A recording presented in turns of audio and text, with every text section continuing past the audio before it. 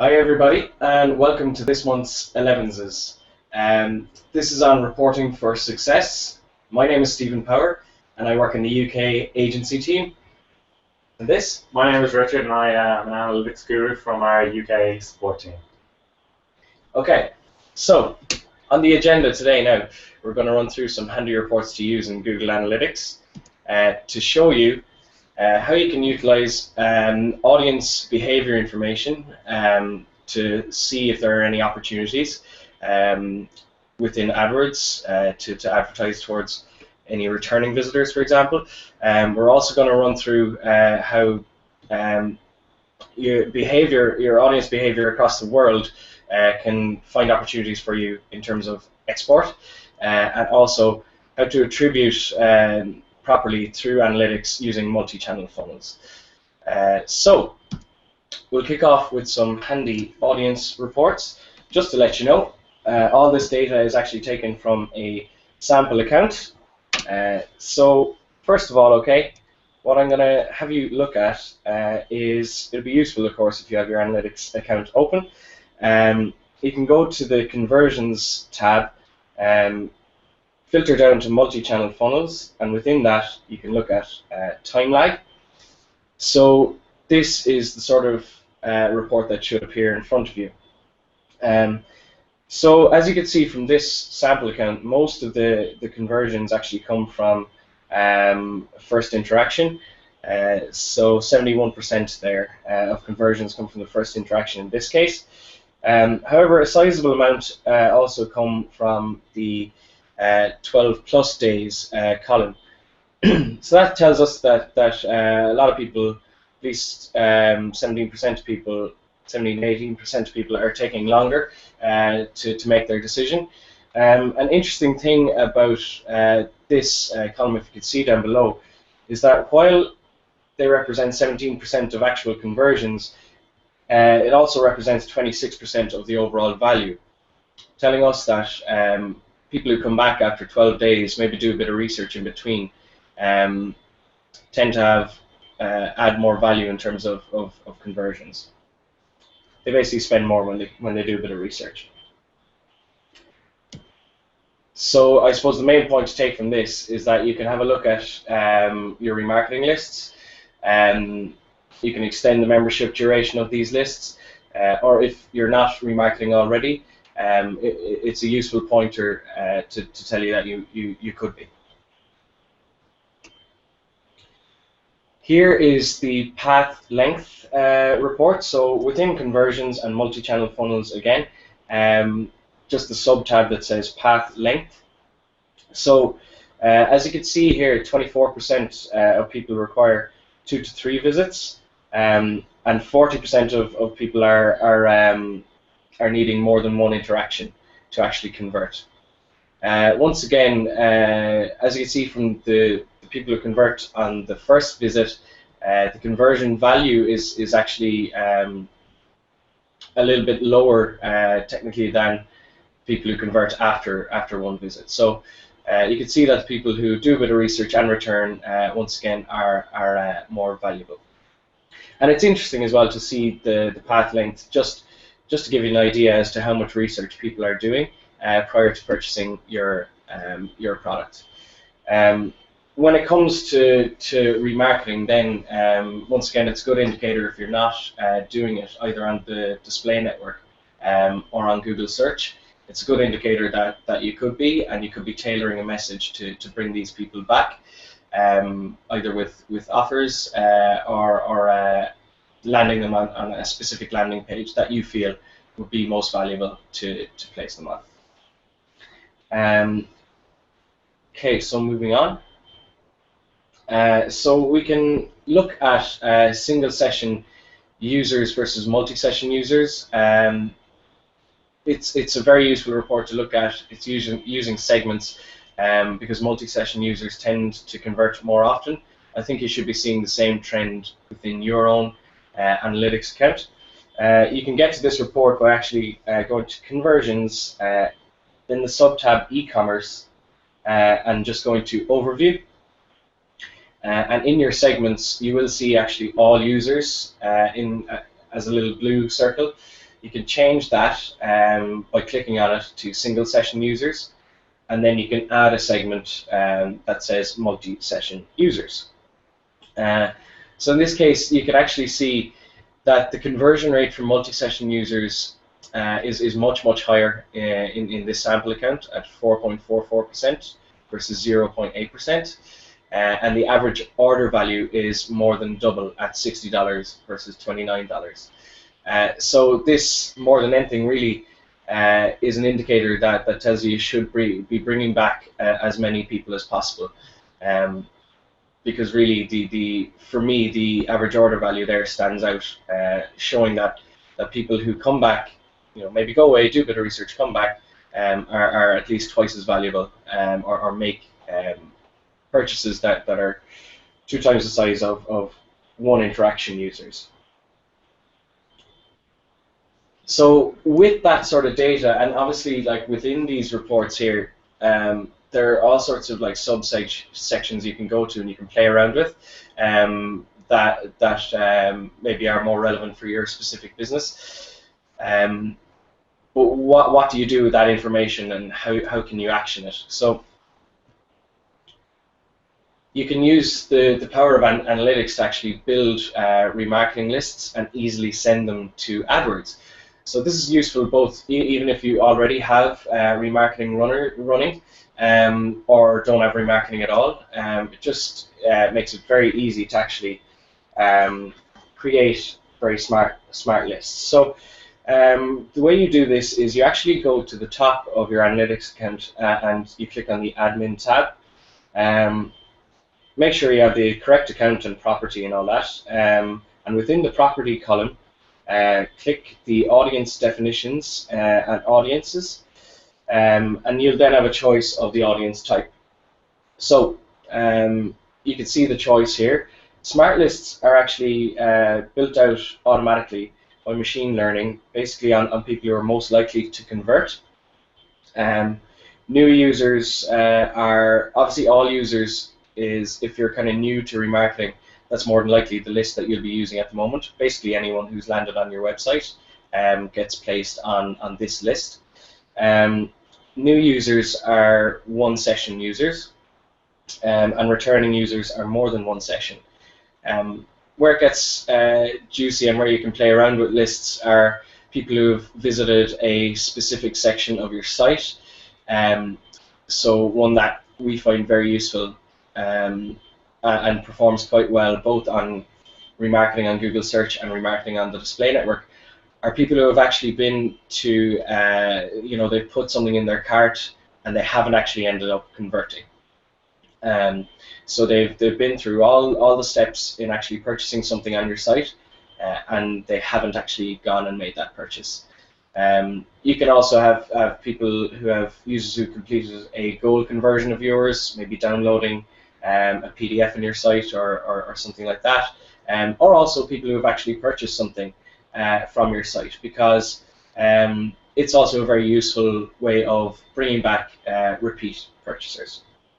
Now, I'm going to pass it over to Richie, who's going to take you through some of the reports that will indicate where you can export to. Cheers, Stephen. So one of kind of the best things about analytics is that we'll give you a really, really in-depth look at where your users are actually located. So who's visiting from different parts of the world. And this can be really, really useful when you are thinking of looking to export, when you're trying to find a new opportunity, when you've kind of outgrown your market a little bit. So as Stephen mentioned earlier, this is taken from a US-based advertiser who doesn't really have any international distribution channels.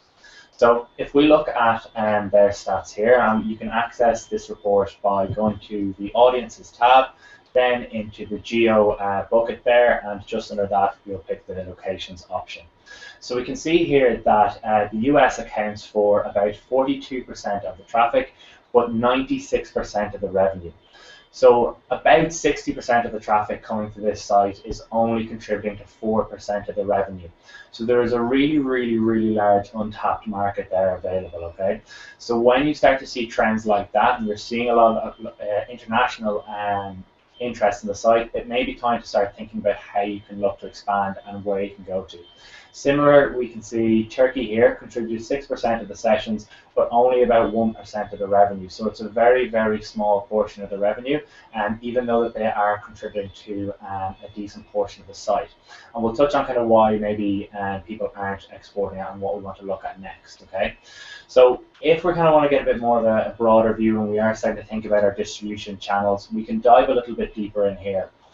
Just there, primary dimension, you'll see there's an option for continent. So if we click into that, it will give us a breakdown of the various continents and those same statistics.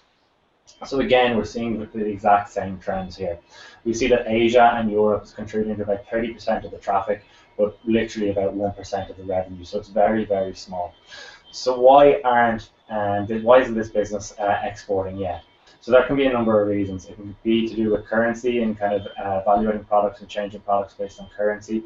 It can be down to their website. Maybe their website isn't up to scratch. Maybe they haven't started to translate into European languages, or they haven't started to translate into Asian languages, or maybe it's just simply down to the distribution models and they haven't established them yet in those areas. Either way, we can see that there's a huge amount of interest and a huge amount of traffic coming from these various locations. So it's well worth starting to take a step back, starting to reevaluate the business model and trying to understand where you can kind of improve and where you can expand to.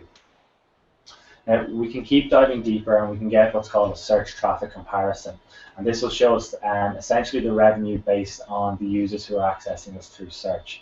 You can get this report in the exact same area we are, but simply just change the segment on top from all users to search traffic. This will give us a breakdown of the revenue that's contributed from the various countries based on kind of the search models and how much they're accessing us through search. This is a good way to kind of figure out where you want to expand to as well. I'd always say spend money where you make money, essentially. This is kind of a good one here for this. Looking at this, it's always good to kind of think about how you're going to approach it. Think about what you want to do next. The immediate knee-jerk reaction may be to look at Canada there. We see there the second biggest spender, and they've got a decent portion of sessions, about 3.2% of the search traffic. If you look just below that, you'll see that Singapore is coming in third with about 850,000, and it's only got about 1% of the traffic. Singapore's revenue is actually greater than the next 7 countries below it combined. So from the data we saw in the previous report, looking at the continents and seeing that Asia came in as the second most frequently visited continent, and from looking at this and seeing the amount of revenue that Singapore alone is contributing versus these other 7 next top 10 countries, it's very, very clear that Asia holds a huge amount of potential for this business, and it would definitely be time to start looking at expanding and developing a distribution model in Asia for the time being. Cool. So finally, basically we're going to go through multi-channel funnels and how they can help you attribute correctly the various advertising channels or where you appear online. Essentially, there are several different models to go through here. Because a potential user may discover your brand via a display ad, and return to your site later to research, and finally convert through maybe a search ad or directly. It's important to give that display ad, we'll say, a little bit of credit as well. So essentially, multi-channel funnels reports allow you to analyze your conversion paths and sequences of interactions that actually led to conversions. So to clarify this, we'll go through some attribution models that you can use in analytics. So there are several of these. Let's just take a walk through them. The last interaction model attributes 100% of the conversion value to the last channel with which the customer interacted before buying or converting. This is useful if your ads and campaigns are just designed to attract people at the moment of purchase, or your business is primarily transactional with a sales cycle that does not involve lots of research.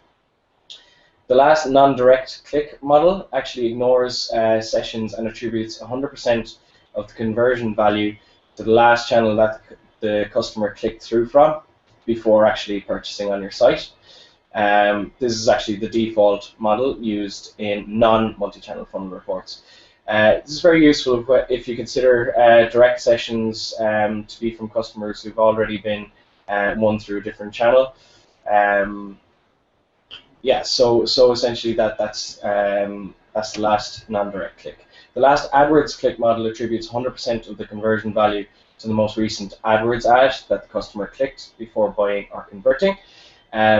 It's useful if you want to identify and credit the AdWords ads that actually closed the deal. That's when you'd use the last click model, last AdWords click model. First interaction model attributes 100% of the conversion value to the first channel which the customer interacted with. This is appropriate if you actually run ads or campaigns to create initial awareness, maybe if your brand name is not very well known, and you want to attribute all of the credit to the channel that actually created brand awareness in the first place, or first exposed the customer to your brand. The linear model gives equal credit to each channel interaction on the way to conversion. You'll see in a minute that that can be 2, or it can be very, very many when we look at the path to conversion.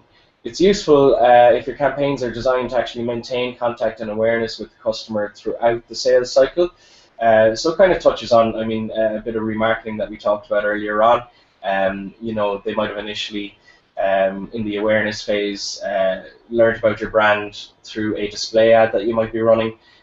When they're considering purchasing your brand after being on your site, you've hit them with a remarketing ad, and then finally they might have converted through an AdWords search click or an organic search click. The linear model gives equal credit to each of those channels. Time decay. So basically, if the sales cycle involves only a short consideration phase, this is when the time decay model may be appropriate. It heavily credits the touch points that occurred nearest to the time of conversion. It's useful when you run promotions, like 1 or 2 day promotion campaigns. So you wish to give more credit to the interactions during the days of the promotion. So these could be ads, you know, explaining the sale that you have on or whatever. So it gives those ads most credit if they're the final step or in the last couple of steps. And second last here, the position-based model allows you to create a hybrid of the last interaction and first interaction models. So instead of giving all the credit to either the first or last, you can actually split the credit between them and assign a certain percentage of credit to the interactions in the middle. This is useful if you value the touch points at the start and at the end of the cycle as most important to winning the customer over. So, multi-channel funnels, right? So if you go to the conversions tab, filter down to multi-channel funnels, and simply go to overview, what you have here is essentially a complete overview. It gives you a little Venn diagram of what channels, it gives you little visualizations of what channels have brought in the customer. Quite useful and quite a simple one to see where you're getting most interactions. As you can see here, direct is bringing in the most for this sample customer, and display is quite a small proportion there. You can see it in the middle there. Just visualizes it nicely. You can also see that you have assisted conversions up the top along with conversions. So moving into actually assisted conversions, because this is quite interesting and does give credit to things that aren't the final interaction. So this is the same conversions, multi-channel funnels, and assisted conversions. You can see here that direct, once again, is actually the highest performer in terms of assisted conversions. With a lot of advertisers will say who would run quite a lot of display, will say, or YouTube, you might see more than 60, for example, there in the assisted conversions column for display. And this is a useful place to see what your brand campaigns are actually doing for your sales, and also we'll say, for example, if a sort of remarketing campaign that may be high in the consideration part of the funnel If it's not getting a lot of direct conversions, this report will show you what it's doing to the overall picture. And finally, very interesting sub-tab here is conversion paths. So this is once again conversions, multi-channel funnels, and just conversion paths. This shows you the unique conversion paths that actually led to conversions, the number of conversions from each individual path, and the value of those conversions. So as you can see, let's take for example number 2 and number 3.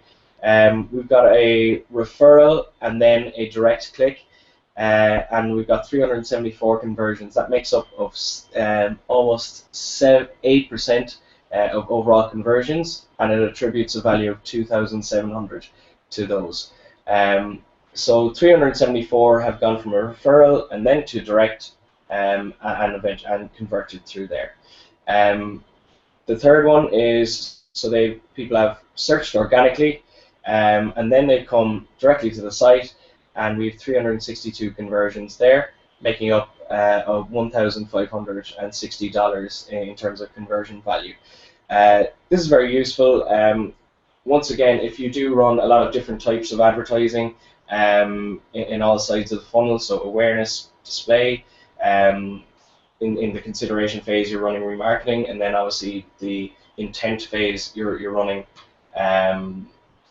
search ads, you'll usually see a decent mix of conversion paths, and you can see what's working and what isn't working, and make smart decisions based on that. So that's it in terms of what we have today.